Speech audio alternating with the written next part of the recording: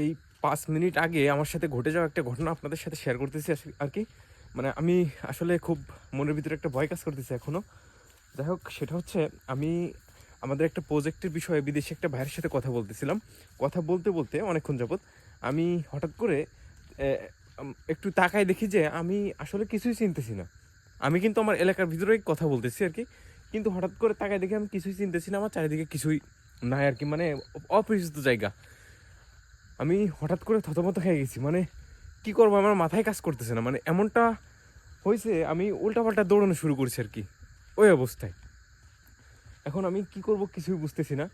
তারপরে হঠাৎ করে একটা রাস্তা পাইছি আর কি, মানে হঠাৎ করে আবার দেখি যে আমি একটা পরিচিত রাস্তায়, মানে আমার পরিচিত রাস্তায় আসলে আমার সাথে কেমন, মানে এটা কি, কেমনে কি আমি এটা বুঝতেছি না ভাই।